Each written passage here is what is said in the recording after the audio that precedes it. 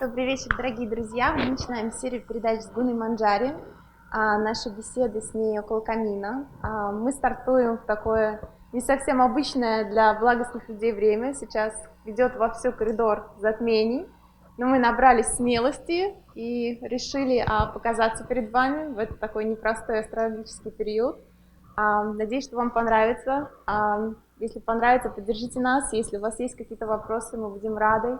Гуна Манджари с удовольствием рассмотрит и, будем надеяться, и отметит их. Наверное, начнем с того, чтобы представим Гуну Манджари. Гуна Манджари, расскажите кратко о себе. Кратко? Так, чтобы, наверное, вы говорили, что специализируетесь в основном по женщинам, да? Вы говорили, что... Расскажите, чем вы можете быть полезны женской аудитории? Я занимаюсь больше 20 лет ведической темой, практикую ведический образ жизни.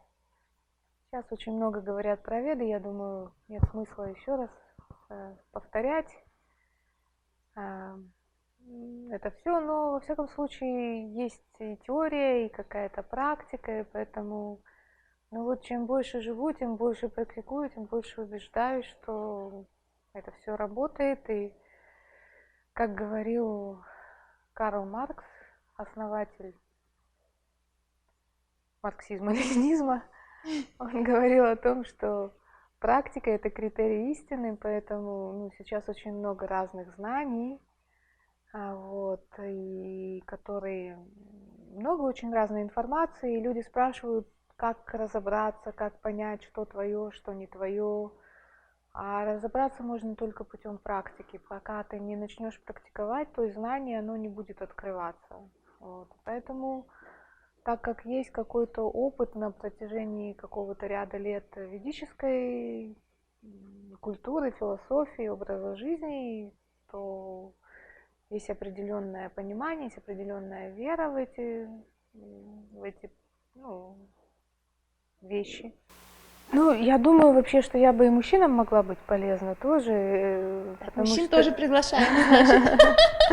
Потому что есть какие-то общие вопросы там судьбы, жизни, какого-то выбора, какого-то пути, которые, как их называют еще, экзистенциальные, и они одинаковые, что для женщин, что для мужчин, и какие-то общие законы, они общие, поэтому, честно говоря, я бы не стала делить в этом плане, но с другой стороны, как-то сейчас женщины очень сильно активизировались, и тема женственности, она долгое время была такая, в загоне.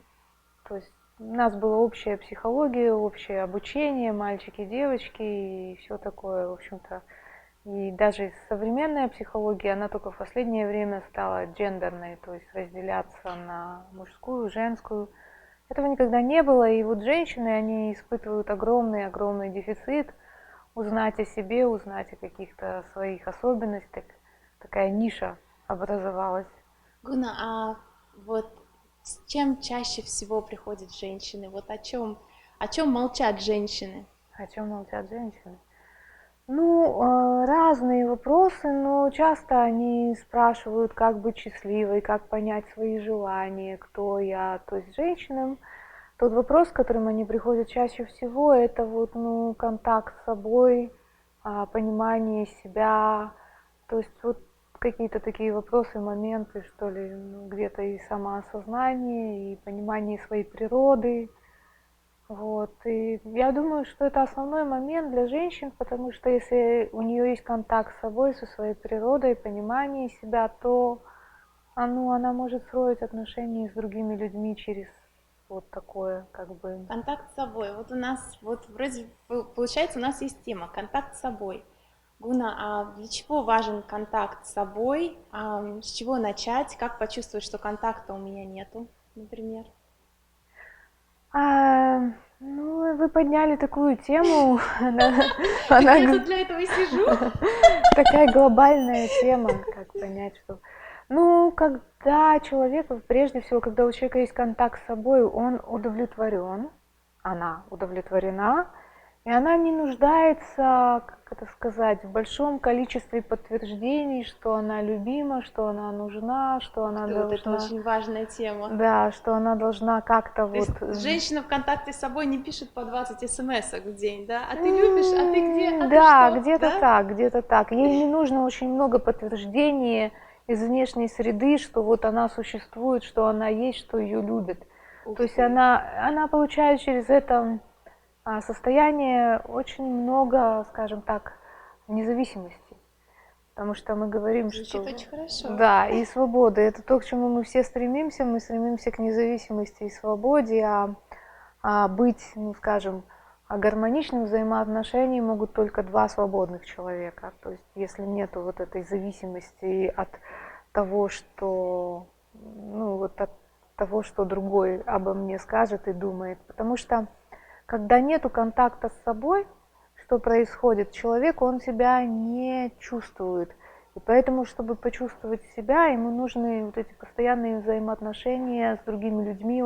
Он должен постоянно получать от них подтверждение, что он есть, что он вот хорош, что он там и так Знакомо. далее. Вот. Это очень сильно выражено, кстати говоря, у людей творческих, у актеров, артистов. То есть они готовы на все, они готовы выйти на сцену, кричать, чтобы их увидели, чтобы и сказали, да, да, вот они существуют, вот это их чувство, вот так они переживают. То есть очень, когда у человека нет контакта с собой, это в равной степени относится к мужчинам тоже. То есть ну, резюмировать можно тем, что это создает огромную зависимость от общественного мнения, от Вот, кстати, это всего. важно. В современном Да, мире в сегодня современном мире, да. абсолютно все, начиная с какой стиральной машины, мне свои Да, носки стирать, до кого да, да, да. любить, как выглядеть. Гуна, ведь сегодня действительно нам диктуют, кто должен быть я, кто такой, как в этом мире, который от внешней среды никак себя не закрыть, как в этом мире не терять этот контакт с собой. Вот какой совет вы бы дали? Это работа на самом деле, и мы с вами немножко затронули тему вот, качеств, влияний гун материальной природы. Мгм. Это больше связано с таким качеством, как благость. И благость, она характеризуется знаниями, пониманиями, то есть и она не просто дается в этом мире. В этом мире легко дается, ну, какое-то такое, ну, как-то сказать, деградация, и ну, это легко в этом мире сделать. Просто ты ничего не делаешь, и само собой, и, в общем-то, все Вот, кстати, насчет разрушается. деградации мы с вами говорили, что в современной психологии люди говорят, будь собой, вот отпусти себя, будь собой. И вы сказали, что это прямой путь, кажется, гуни невежества. Вот вы могли бы об этом еще раз Да, поговорить? и выражаясь ну, вот, тем языком, с которого мы начали сегодняшнюю нашу с вами беседу, это называется «не будь свободен». Вот чем больше мы становимся как бы собой, тем больше мы как бы вот, отпусти себя, вот, дай чувствам волю, всему волю. И чем больше мы находимся вот в таком, ну, таком, скажем так, потоке, тем больше мы становимся несвободными. Это такой парадокс. Вот. Поэтому свобода, как ни странно, она начинается там, где есть ну, определенные ограничения, разумные ограничения, ограничения, которые продиктованы знанием. И я могу привести простой пример для этого. Вот все люди, ну, особенно сейчас, когда вот, ну, тело, культ тела, он очень и очень ну, как бы имеет ценность. И все стремятся красивое, такое здоровое тело иметь, но на самом деле, чтобы его иметь, если вы просто ему дадите быть собой, то это будет что-то такое аморфное, ленивое и обрюжское, или как это сказать, ну, в общем, короче говоря, некрасивое. Вот, и в Моя коне... бабушка это клёцкой называла. Ну, вот типа того. И в конце концов это тело, оно будет вас ограничивать, то есть вы не сможете двигаться, как вы хотите, вы будете вынуждены там ходить куда-то, его как-то лечить. То есть оно будет, если вы дадите ему быть самим собой, оно будет вас ограничивать. Конечно, человек не должен жить, ну, как бы в нон-стоп режиме, себя как-то стегать, особенно женщина. Вот. А она должна иметь возможность где-то расслабиться, зависнуть, просто такое, знаете, как ничего не делание определенное должно существовать в ее жизни, такое зависание. Но в тонусе себя нужно держать, потому что если вы просто будете вестись на поводу вот ваших побуждений, тела или вашей, в человеке есть высшая, низшая природа, то есть своей низшей природы, то вы потеряете себя, вы будете просто находиться под диктатом вот этих плеток материальной природы, и все меньше и меньше вы будете свободны, внутренне свободны. И даже пример, допустим, спортсменов или танцоров, которые себя достаточно жестко дисциплинируют, но это им дает неограниченную свободу их телу, их возможностям. Вот, кажется, такие странные парадоксы, но вот эта дисциплина, как раз в области дисциплины лежит какой-то аспект свободы, возможности свободы. Интересно. Гуна, дисциплина физического тела, она довольно-таки всем, большинству понятна. Я там хожу в тренажерный зал, для кого-то это танцы. А дисциплина внутренняя, вот говорят, в здоровом теле здоровый дух. Вот что же делать с этим духом? Как его дисциплинировать по-женски? И вот говорят, что женские аскеза, женский путь, мужской путь, они отличаются. Вот как быть женщине? Они могут быть даже похожими вот в том, что мы делаем. Допустим, мужчина может поститься, женщина может поститься, там еще какие-то там молитвы и так далее. То есть это может быть похожее, как бы одно и то же действие, но есть разные рычаги, которые могут, ну, скажем, работать лучше для женщины или лучше для мужчины. И вот если говорить об этих рычагах для женщины, то для женщины ее мотивировка лучше всего работает как вот, ну, любовь, скажем так. Если мужчина может заставить себя что-то делать из чувства долга, даже не имея к этому вкуса, то женщина тоже может это сделать, но она высохнет через какое-то время, она просто иссякнет. И поэтому для женщины ей очень важно находить какой-то вкус в том, что она делает, то есть она должна любить это. Вот, и поэтому это уже ее какой-то творческий процесс, как она духовную практику или какую-то дисциплину она сможет превратить в то, что, ну вот то, откуда в ней будут вот эти, скажем, ноты любви, вот так ее будут к этому Ноты вести. любви. Вот, оказывается, ноты любви должны быть не только в парфюме, но и изнутри тоже исходить. Да, если мы говорим о женском пути, то это именно вот та, скажем, путеводная звезда, которая ведет ее. И вся разница только в том, куда она свою любовь применит. Либо она применит ее в каком-то материальном, материалистичном ключе, либо она может это реализовать в духовной практике, в духовном каком-то общении. Но опять же, то есть женщина очень сильная электростанция такая. Гуна, а вот скажите, вот как женщине можно поддержать свои батарейки? Вот очень много есть, ну, понятно, там выйти среди луны, там пропеть мантры, а вот если я вот такая практичная женщина, мантрами не увлекаюсь, среди луны гулять тоже не буду, вот что вот такой женщине, как ей сделать этот шаг к себе, попробовать раскрыть свою женственность? Ведь в современном мире есть женщины, успешные женщины, но которые потеряли вот какую-то такую нить женственности. Вот как себя наполнить, как поиметь эту силу, чтобы, допустим, в профессии что-то было, чтобы и мужчина был рядом, или, возможно, если его еще нет, чтобы он появился. Вот с чего начать вот этот шаг, с чего в чем пойти, мне заплести косу, пойти мантры петь, что же делать? Самое важное, что должно произойти, это пробуждение разума. Потому что разум – это нас такой возница, который всю нашу колесницу, нашу жизненную колесницу, как это изображено в Бхагавад-гите, такой самой основной книге ведической духовной культуры и философии, он поведет все наше существо туда, куда мы хотим, к той цели, к которой мы хотим. И поэтому для нее очень важно пробуждение разума. И это непростая вещь на самом деле, то есть она не такая очевидная. И разум у мужчины и у женщины, он как бы стимулируется разными вещами. И поэтому, хотя где-то есть и общие тоже моменты, и поэтому есть вот такой интересный момент, как пробуждается разум. И разум, он пробуждается, как ни странно, тоже в атмосфере любви. То есть разум не пробуждается просто из чтения книг или как-то так теоретически.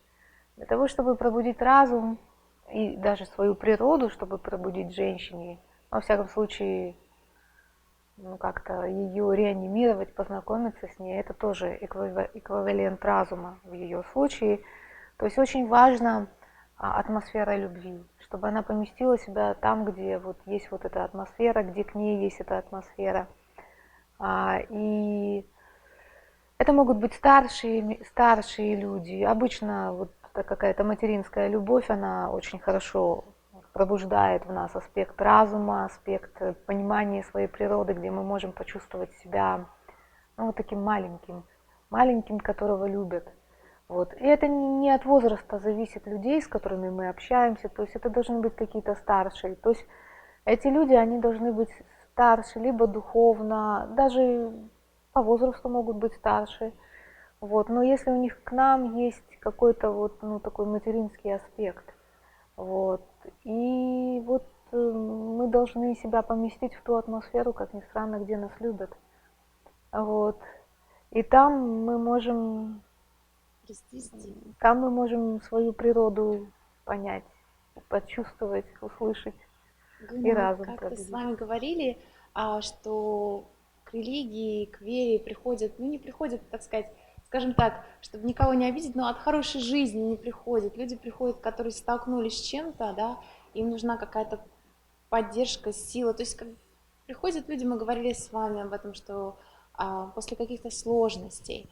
И часто я вижу в женских форумах вопросы психологу, там, почему я замуж не вышла, или почему он меня бросил, или почему так.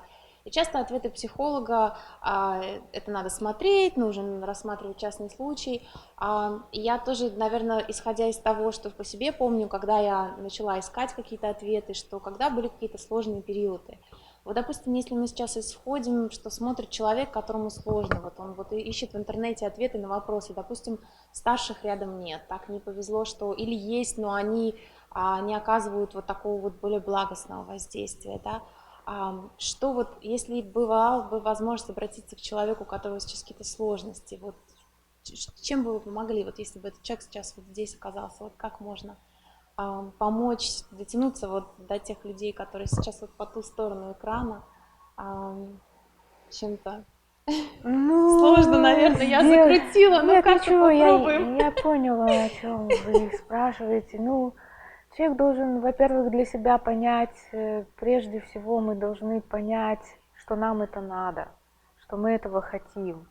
Хотим Очень быть счастливыми или что, хотим перемен. чему-то научиться, хотим выйти из этого, А ну, вот, состояния, в котором мы оказались. вот, допустим, хочу, вот не знаю, где начать, сил нет, вот плохо мне, вот тяжело там. Бывают такие ситуации, самое, наверное, ужасное, когда человек, вот очень много же, наверное, современный мир с нашей технологией, совсем очень много же одиноких людей. И вокруг самое ужасное, вот я для себя даже поняла, что это не когда ты один, и рядом никого нет. Самое ужасное, это когда рядом есть люди, но ты чувствуешь один. То есть и очень хочется, вот мне бы очень хотелось, чтобы такие люди нашли какой-то, вот начали свою трансформацию, потому что мне было тяжело в какой-то момент, и мне помогли веды, мне помогли там люди, которых я считаю учителями, да, которые пришли на помощь, случилось. И хочется передать это по цепочке, вот людям, которым сейчас тяжело. Во-первых, хочется сказать, что будет лучше обязательно, если, ну вот как бы, чем помочь Гуна? Дело в том, что в этом мире существуют законы определенные, все движется по определенным законам. Есть определенные также законы, которые гласят, что все наши желания, они исполняются, так или иначе. Но Отлично. просто, Мне очень нравится вот это. да, мы сами не в курсе своих желаний. И очень часто есть разные ситуации. Человек говорит, что он хочет изменить свою жизнь, что ему надоело, что так жить, что он хочет лучшего, что он... Но в реальности он ничего не делает. Значит, где-то подспудно у него есть желание жить так, как он живет. А почему может быть такое желание, Гуна? Вот я... Я не знаю, Почему? это свобода воли человека. То есть человек должен быть искренним и познакомиться со своими желаниями для начала. Если, как вы говорите, что у него как бы нет сил ни на что, Мгм. если он в таком тяжелом состоянии, то во всяком случае он может просто познакомиться со своими желаниями и понять, что в реальности у него нет желания выходить из того замкнутого круга, в котором он находится. То есть теоретически да, он бы хотел, Но практически, если человек ничего не делает, то значит желания нету или оно не так сильно. Ну, то есть это такое состояние человек мог загнать себя сам, и точно так же, как выйти из него, как бы тяжелая ситуация ни казалась, это тоже возможно самому. То есть какими бы тяжелыми обстоятельствами ни казались, внутри все, изнутри, да, то есть я могу их поменять, изменив внутреннее что-то, да, я правильно понимаю? Да. Есть, конечно, еще такой аспект, как милость. Кто-то вот может быть оказать милость этому Ну вот человеку. давайте окажем. Не, ну дело в том, что мы должны быть святыми людьми, чтобы это произошло, чтобы люди, глядя на нас или находясь в нашем присутствии, чтобы у них происходили какие-то такие, крутые повороты в сознании, там, я не знаю, как этот случай там с Иисусом Христом и Марией Магдалиной, то есть она полностью поменяла свою, так сказать, платформу То есть я жизненную. замахнулась вот на такой уровень, да, Это сейчас? возможно, это возможно. То есть, если человек попадает, так или иначе он попадает куда-то в ауру святого человека, в его присутствие, то вот такие свечи, такие перемены возможны. Если, если. Если нет, то значит человек просто должен четко вначале, он должен четко сформулировать свой запрос пространству, себе. Вот. И другой момент, особенно если человек, вот как он диагностировал, что он глубоко сидит в какой-то трясине, ему тяжело, вот насколько я поняла ваш такой вопрос, и он это понимает, это уже какой-то шаг. И тут очень важно понять тактику, по которой все происходит. На самом деле, очень часто у людей останавливаются руки, потому что они видят какую-то свою цель, которую они хотят достичь, и видят себя, которые очень далеки от этой цели. И они понимают, что это невозможно. И все. Они этого не делают, потому что они себе сказали, это невозможно. Для меня это невозможно. Но это не работает таким образом. То есть, как говорится, самая длинная дорога начинается с первого шага. И поэтому человеку нужно делать вот это, как называется, искусство маленьких шагов. Он должен приучать себя к каким-то маленьким-маленьким шагам, которые, может быть, ему будет несложно сделать. Гуна, а вот хвалить себя, это хорошо? Да, это хорошо. Все, что в меру, это хорошо. Все, что в меру. Все, что чрезмерно, это плохо.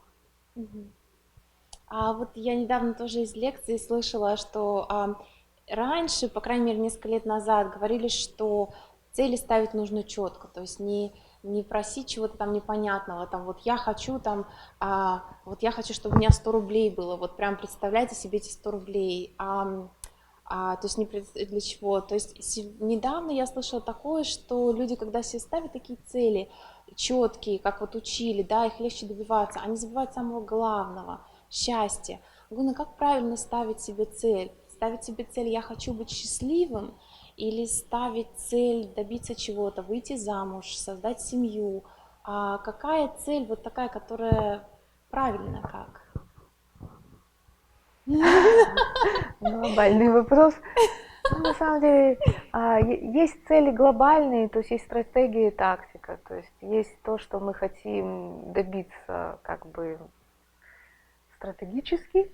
И есть та тактика, которая нам нужна для этого. То есть наша жизнь, она не состоит из одной глобальной цели, она состоит из глобальных целей и целей, как бы вот, которые нас будут сопровождать в этом пути. Поэтому, да, цели должны быть определены, то есть мы не можем себе поставить, допустим, типа,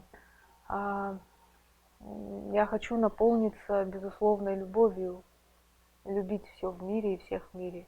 Это достаточно аморфно звучит, потому что любовь, как уже об этом часто говорят, это глагол.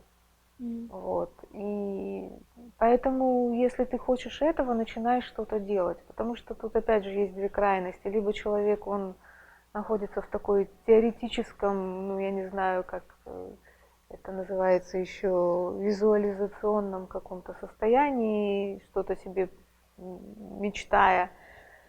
Вот. Либо он просто бегает, что-то делает бездумно.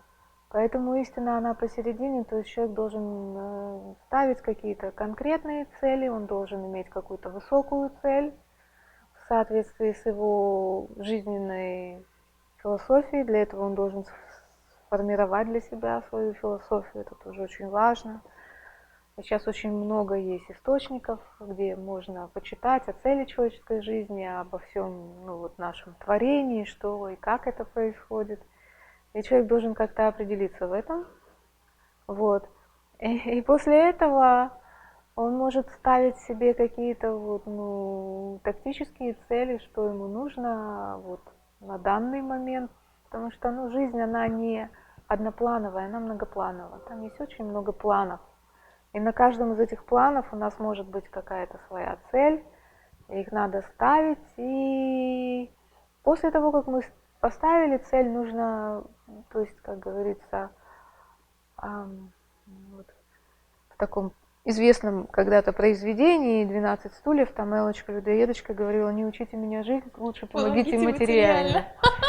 Поэтому теоретический какой-то свой, такой план нужно где-то уже сказать: стоп, теперь я буду что-то делать для этого. Потому что есть две крайности, опять же, либо человек зависает, он слушает бесконечное количество семинаров, тренингов, особенно сейчас, когда все это открыто.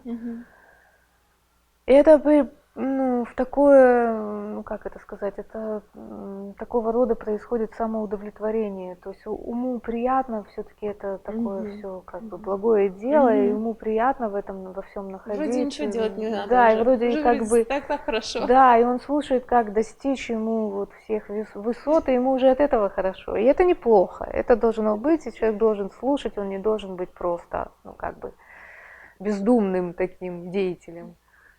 Но, как мы говорим, что везде нужен баланс и золотая середина, то есть после какого-то прослушивания должно быть какое-то усвоение информации и какие-то практические шаги.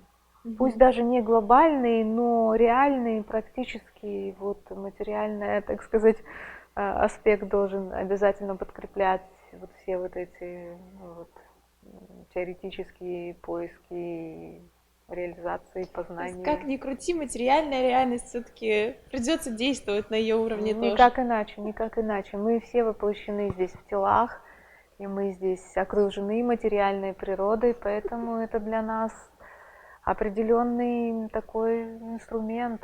То есть из дома, сидя, ничего не делая, намечтать не получится, да? Нет. Жалко.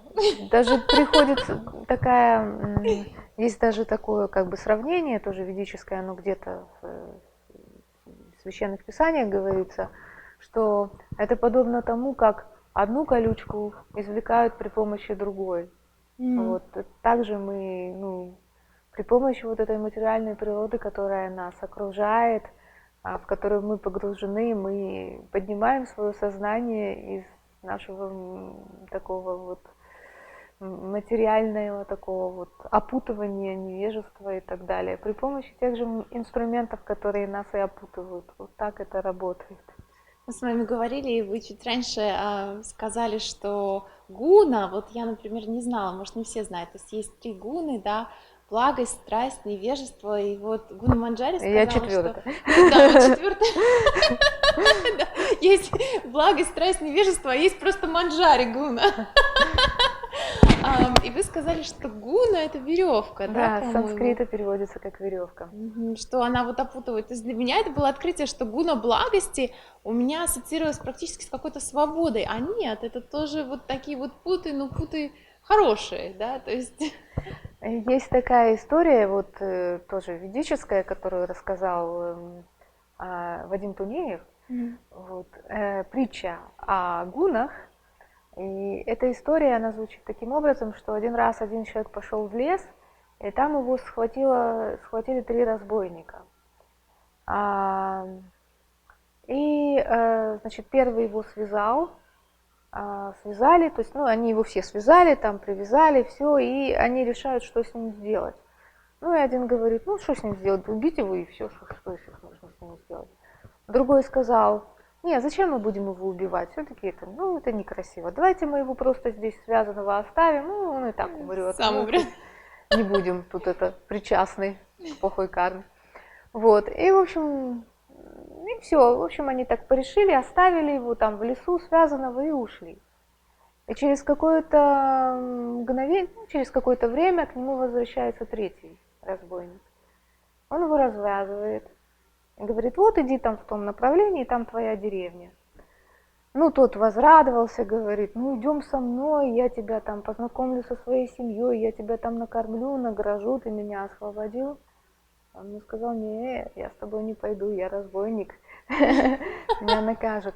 Вот. И это все сравнивается с тремя гунами материальной природы. То есть первый, который предлагал убить, это гуна невежества, потому что она полностью, ну, вот, сознание живого существа уничтожает, и вот те же, ну, вот животные, это тоже проявление души, но более в таком, их сознание менее проявлено. Растения, то есть у них есть душа, у них есть сознание, но оно менее проявлено. Это вот защитникам животных и растений, они живые, они такие же, только сознание менее проявлено.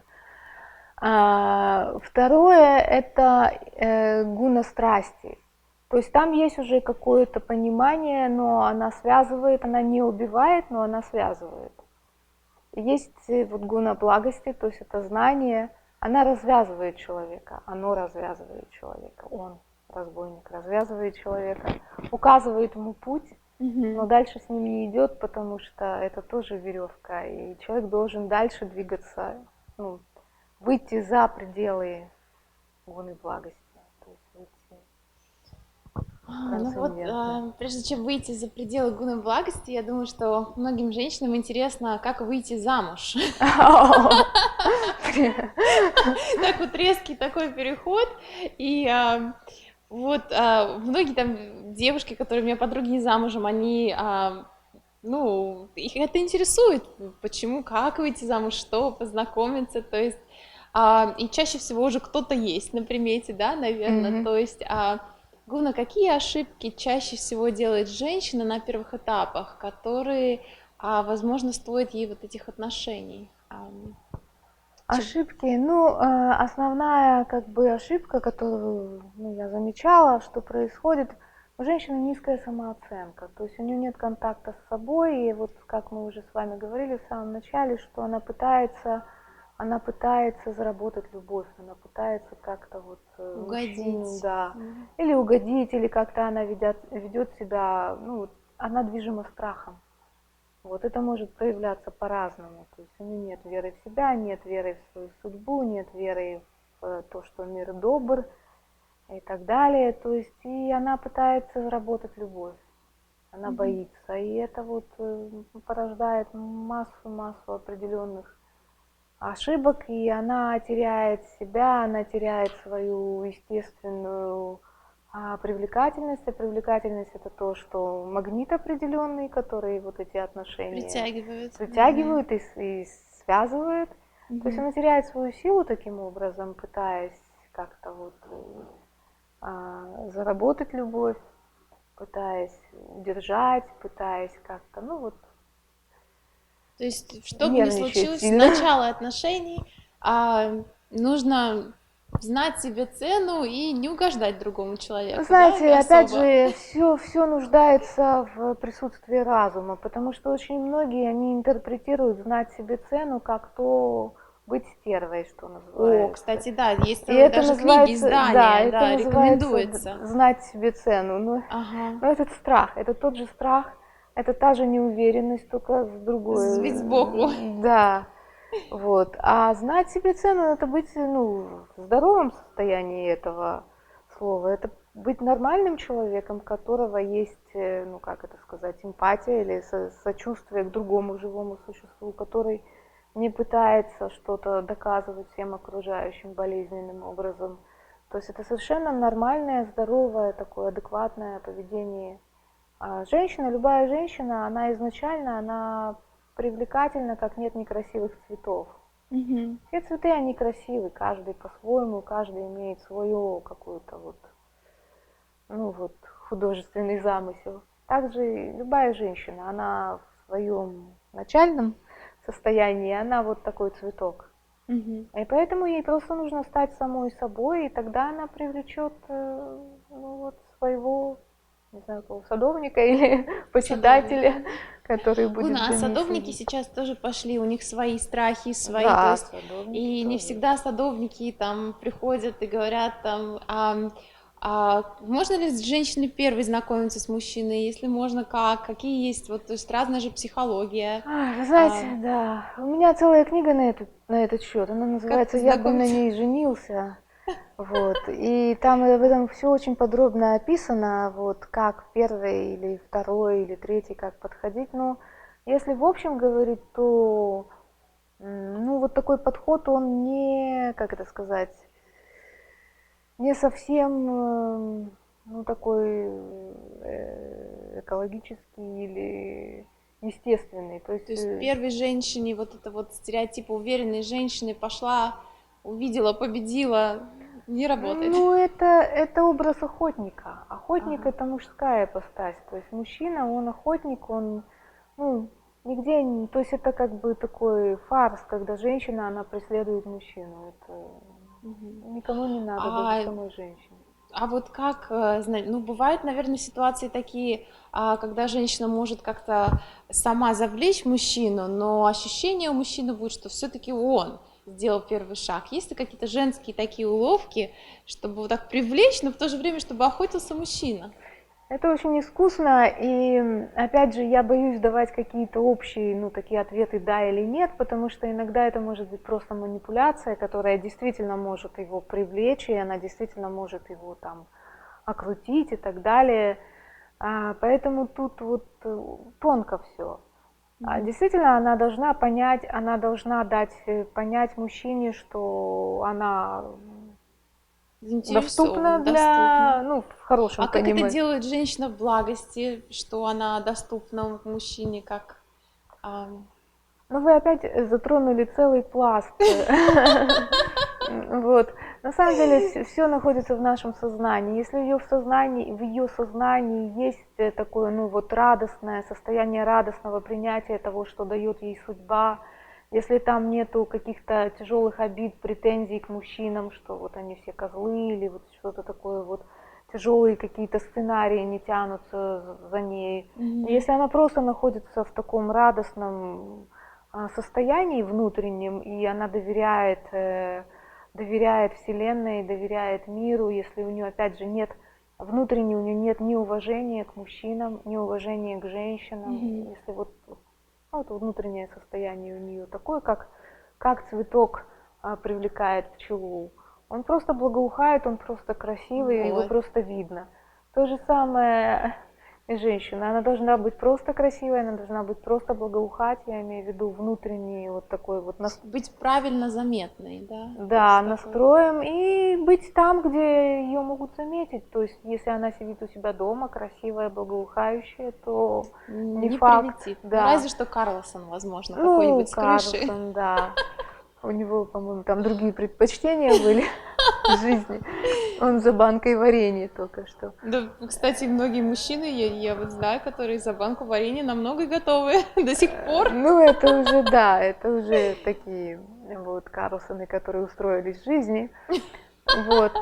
А женщина должна, да, она должна как-то, ну, выходить, она должна быть там, где какой-то поток жизни происходит, то есть где общение какие-то, вот, много сейчас, много всего сейчас есть, всякие ретриты, всякие там фестивали, всякие, ну, в общем, сейчас время такое, что люди очень сильно развиваются, если мы говорим о развивающихся женщинах, которым интересны мужчины, которые тоже развиваются, то есть вот Мгм.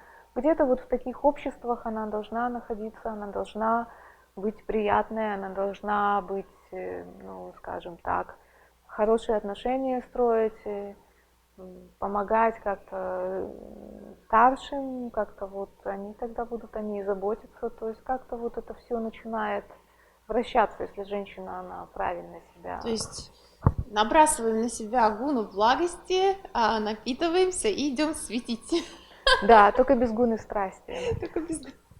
Гуна благости, она очень естественная, она очень органична, потому что если женщина, она, ну, там присутствует страсть, скажем так, то ее поиск, вот это, что она хочет выйти замуж, и она ищет, кого-то. Это очень сильно видно. Она О, очень да, кстати, это правда видно. И, кстати, мужчины этого боятся. транслирует, да, потому что она находится, мы говорили о А почему же они так этого, кстати, я это видела, почему они так этого боятся? А Почему потому горящие что, следы на паркете оставляют? а потому что, смотрите, как женщина, она, вот мы говорили об этом чуть ранее, она себя помещает в ипостась охотницы, и автоматически женщина, она в отношениях, она сильнее мужчины. И автоматически мужчина помещается на роль дичи, на роль жертвы. И убегает. Что обычно делают? Если тебя преследуют, если за Надо тобой убегать. гонится охотник, ты становишься А ты такой преследуемой охотник. добычей. То есть это естественно срабатывает. Поэтому ну вот, мы настоятельно рекомендуем вот все вот эти охотничьи, так сказать, ну вот, паттерны поведения, вот от этого избавляться, даже в уме. Вот, потому что это очень, очень сильно отталкивает. И в конце концов самооценка женщины, она очень сильно снижается из-за Ну, этого. конечно, когда от тебя так, да, я понимаю, Разлетаются да, все. разлетаются, когда даже Карлсон и тот улетел. В У меня другое тут, может место. быть, банками варенья уже стоит. Да. Если ты там стоишь со своим лассо, то понятно, что Теперь мне понятно, ты мне будешь всегда пугать. было интересно, почему же интерес женщин к мужчинам, вот даже самый сильный мужчина просто, а вот, значит, Потому меняемся что, да, ролями. меняются энергетические посылы, то есть, и он начинает ощущать себя вот такой жертвой в этих Надо же. расстановках. Обычно как бы женщины впадают в крайность. Или я, значит, Да. такая стерва, начиталась энциклопедии, и сейчас я его, и он убегает. Или я сижу такая, глазки в пол, Ну да. вот, и все жду, когда же. Да. Это либо страсть, вот это, либо невежество. Невежество, это тоже оно сравнивается с таким пассивным таким вот жизненной позицией, тоже вот не очень продуктивно. Поэтому истина, она опять же где-то посередине, то есть ты остаешься самой собой, но в то же время ты, ну, как-то вот так активно в этой жизни участвуешь для того, чтобы, да. Ну, давайте тогда сделаем, подведем итоги. Я вот буду вам говорить, что я поняла, а если я что-то неправильно поняла, вы меня поправьте. Что я такая, значит, если я пока еще не замужем, и я хочу выйти замуж, значит, первое, в какой бы ситуации я ни находила, я должна принять ответственность за свою жизнь, да, на себя, сделать какие-то шаги, понять, наладить контакт, понять, что меня не устраивает, что устраивает, сделать какие-то шаги, напитываться женской энергией, да, развивать себя, заниматься, возможно, вставать там пораньше, как-то приводить свою жизнь в порядок, да, постепенно, когда у меня появляются силы, начать выходить в свет, да, там, где есть, там, где часто бывают мужчины, можно и не проявлять, не быть охотницей, просто, наверное, получать удовольствие, стараться быть самой собой, такой вот благостной, и дать мужчинам, тем, кто заметил, и как-то подходить и интересоваться мной, нежели там самой как-то проявлять инициативу. Я правильно поняла? Ну, где-то так, и в общем-то так, и еще хочется добавить, что это тоже целое искусство, которое тоже женщина должна освоить, общение, нахождение в обществе, строить взаимоотношения с людьми, вот, внутреннее какое-то вот состояние изобилия, состояние благодарности, чтобы вот эта внутренняя настройка была, которая ей поможет и не только, то есть, ну, как говорится, что если жизнь после свадьбы, она есть там и дальше, то есть ей это должно помогать и сослужить хорошую службу, все вот эти навыки. Вот. И, ну, опять же, вот эту атмосферу, скажем так, любви, она должна вокруг себя создавать. То есть не просто быть, ну, как потребителем энергии любви, вот, ну, я такая красивая, и все, и больше я никому ничего не должна, как говорится. Вот, она должна как-то... Кстати, это сейчас целая волна такая, это целая что, волна, да, я такая красивая, никому ничего. Да. Ну да, есть такое. Да. Ну, это не работает тоже. Я не говорю, женщина должна быть красивой, она должна, ну, как бы, быть уверена в себе, в своей природе. Это нормально, но есть еще другие составляющие вот этой красоты. Она должна быть еще и внутренне красивой. Вот, и она должна вот находиться в этой атмосфере, то есть создавать вокруг себя. И в книге я тоже об этом говорю, что очень важно, ну и вот Олег Геннадьевич Тарасунов тоже говорит, вот это какая-то помощь оказывать, то есть о ком-то заботиться, какую-то вот, ну какая-то теплая атмосфера должна быть вокруг нее, не просто такая, знаете, снежная королева, которая прекрасна, но вокруг нее просто какие-то айсберги ледяные. Вот, она настолько на себе как бы сконцентрирована, на своих красоте, что ее, может быть, даже замечают, но рядом с ней холодно. Вот. Там птички мерзнут. Помните, как в этом мультике, когда проезжала там эта снежная королева, Да, там да. птички падали, замерзшие с деревьев. Вот, то есть, ну, она должна быть живой, она должна быть, ну, для женщины, которая хочет выйти замуж, она должна быть теплой. Вот от нее должна вот такая теплая энергетика исходить, вот, чтобы вот такое, как атмосфера вот такая была, она должна быть такой атмосферной. Создать атмосферу. Да, да, потому что мужчина, он привязывается не только к ее внешней, да, данные, они нужны, они для того, чтобы привлечь, ну, начальный такой импульс. Но для того, чтобы мужчина захотел остаться, то есть и находиться рядом, должна быть атмосфера, то есть там должно быть рядом с этой женщиной тепло и уютно. Это не означает, что она его должна там кормить и приводить к себе домой, я имею в виду вот так, чисто эмоционально. Ну, кстати, я сейчас вот, смотря назад, понимаю, что я вышла замуж, именно появился мой муж, когда вот я была именно в таком состоянии наполненности, то есть когда мне, в принципе, замуж не хотелось, да, когда у меня все так было хорошо. Вот обычно так оно и вот происходит. Он пришел. Да. Вот любят они просто, когда все хорошо. Когда не надо, да, уже. То есть, девушки, если вы хотите выйти замуж, нужно довести себя до такого состояния, что замуж уже не надо, все и так хорошо. И тут они просто выстроятся, ну, любят мужчины наше счастье. Любят, любят. Потому что, ну, счастливая, веселая женщина, она наиболее привлекательна. Вот, поэтому это то, к чему нужно стремиться. Гуна, а вот тогда такой вопрос, но у меня как-то его не возникло вовремя, я очень быстро вышла замуж, потому что, а когда женщина такая наполненная, ей хорошо, ей здорово, ведь она же очень самодостаточная, а вот тогда возникает вопрос, вот я уверена, у многих женщин, особенно, наверное, в какой-то возрастной группе, а зачем? Придет он, носки везде раскидает, я это все стираю, мне и так хорошо, у меня там цветочки, тут так, коврик так лежит. А что-то под кого-то менять. То есть есть вот как, зачем? Зачем, да. Ну, на самом деле, это, ну, как сказать, это, ну, это еще своего рода, ну, прятки от самой себя. То есть подспудно она, конечно, хочет иметь партнера, пару, мужа, она хочет иметь. Она не хочет иметь то, что с этим приходит вместе. Ну да, конечно. Вот, Мужчина поэтому, тоже не подарок. Да, тут нужно быть честной и понимать, что все имеет свою другую сторону медали. Вот. И поэтому женщина должна быть крайне честна с собой, то есть насколько она готова вот жить вообще полностью без мужчины.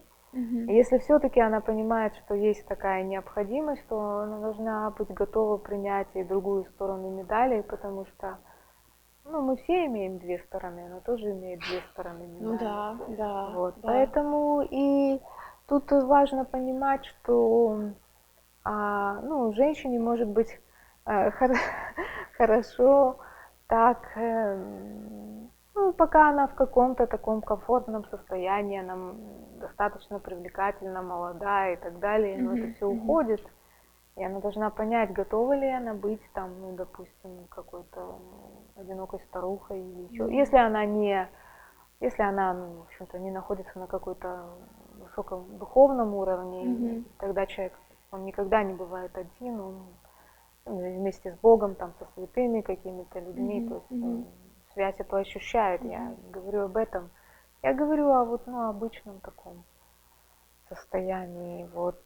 Здесь просто невольно вспоминается анекдот, когда человек умирает, и там и жена, и дети, и внуки, и вся семья собралась, а он так грустно смотрит, думает, А пить-то и не хочется. Ну да, такое тоже может То быть, есть но послушать Олега Геннадьевича, семейная жизнь — это серьезная такая аскеза.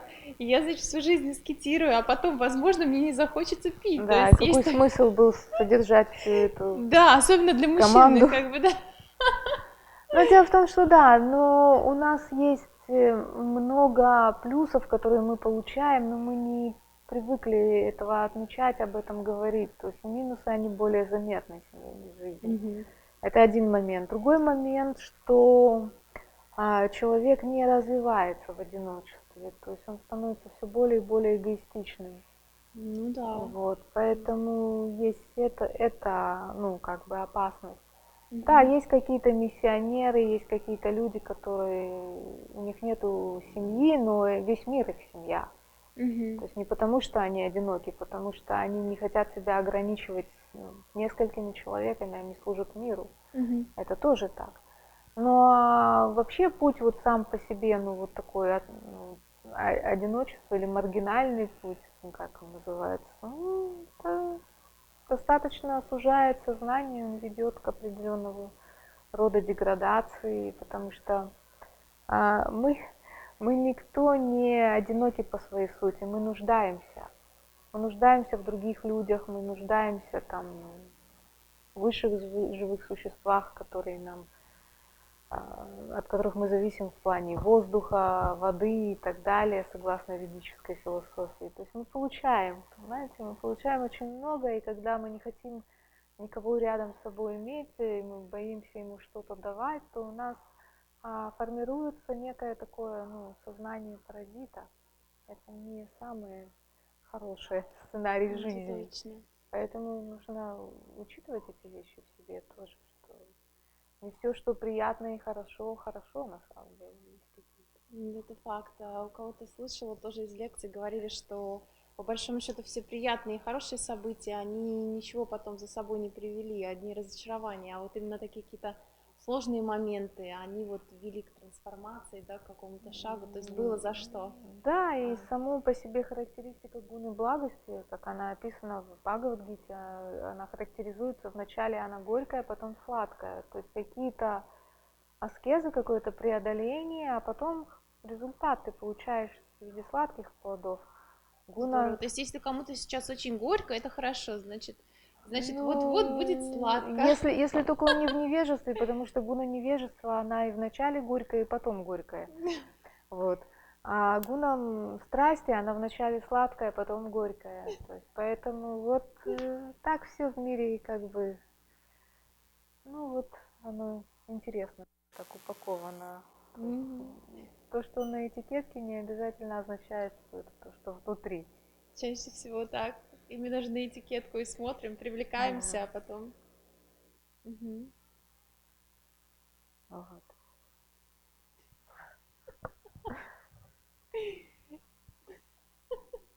Да. Божественная женская энергия Да, пошевелила. в расслабленном состоянии. Сейчас мы покажем божественную. Вот, Гуна Манджари, скажите, вот это состояние, оно какое? В какой гуне?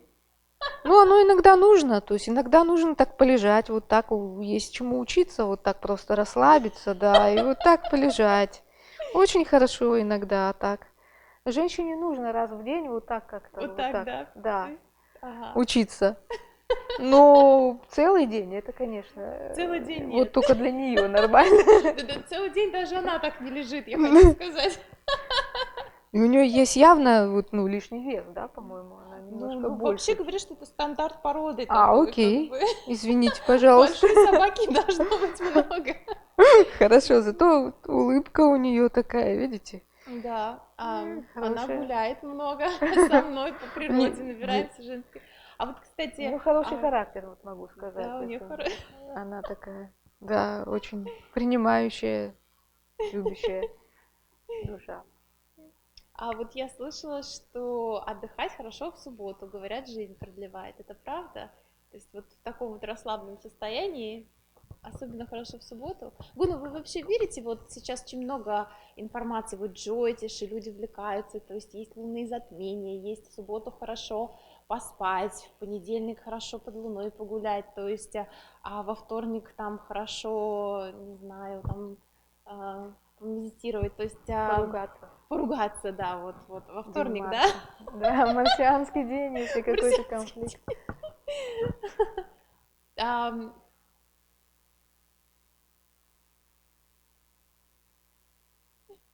Мгм. Вот, ну это так. 7 минут у нас? Окей. Ну вот мы стартуем в коридор затмений, да, вы говорили, и у нас очень много было обсуждений по поводу, ну как делать это в этот момент, не делать, и вот я знаю, что очень много людей прям выжидают, очень много людей смотрят, то есть не могли бы вы сказать вот свои пару слов насчет вот затмений, насчет вот этой астрологии и всего такого, то есть где вот этот он, как говорят на английском, fine balance, вот. Ну, астрология имеет место быть. Конечно, это ведическая наука, это наука.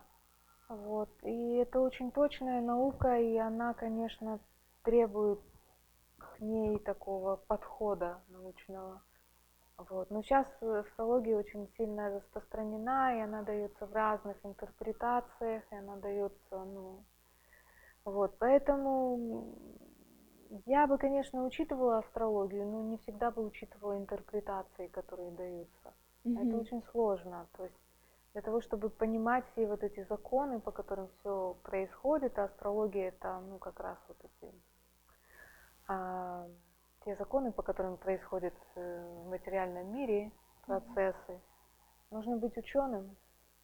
И то говорится, что сама эта наука, сама эта астрология, то есть это, ну, где-то надчеловеческая вот, дисциплина. То есть мы не можем ее понять своим ограниченным умом.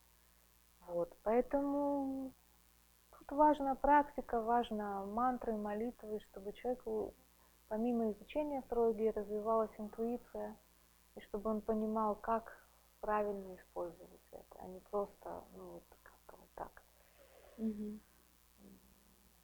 Так То вот. есть, возможно, если время астрологически неблагоприятное, но интуиция говорит, что можно действовать. Да, потому что это все относительно. Для кого-то неблагоприятно, для А кого-то для это кого-то благоприятно. благоприятно. Но будем надеяться, что для нас сегодняшняя беседа и была и благоприятна, и, может быть, кому-то полезна. Вот, Гуна Манджари, спасибо вам большое за то, что делили время, за то, что рассказали, поделились знанием. Это всегда нелегко. Спасибо. Спасибо, Анна, вам за такие разумные ответы, вопросы и ответы тоже, и за то, что вы были таким приятным, веселым собеседником. С Гуной Манджари поговорить у Ну, камина. У нас еще погода такая, снег идет. да, такая у нас вот, ну как бы такая, да, зимняя, уютная. Но мы ждем Дай весны. бог, будут запросы, мы еще поговорим. Спасибо. Большое спасибо, что просмотрели нашу беседу с Гуной Манджари. Надеюсь, вам она была полезна, нужна. Мы планируем выходить в эфир регулярно. У нас также будут, возможно, какие-то трансляции с Гуной Манджари. Следите за нашим каналом, подписывайтесь. Банально, наверное, но ставьте лайки, чтобы мы знали, что вам это нравится, что вам это нужно, потому что это делается для вас. Никакой выгоды, кроме погреться у камина, у нас здесь нету. И до встречи, до новых встреч!